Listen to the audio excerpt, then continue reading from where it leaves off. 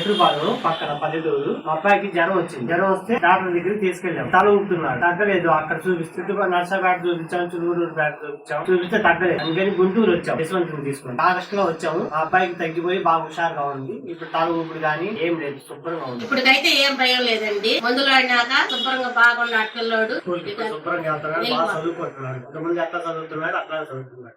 ఈ మందులు కంటిన్యూ వాడాలనా లేదా అని అడుగుదాని వచ్చానండి. మాకు మటుకు మా అబ్బాయి బాగుంది. మీ కాడికి వచ్చినాక వీళ్ళు 4 నెలల క్రితం జశ్వంత్ అనే అబ్బాయి మామూలుగా స్కూల్కి వెళ్ళి బాగా ఆరోగ్యంగా ఉన్న అబ్బాయి మా దగ్గరికి వచ్చాడు.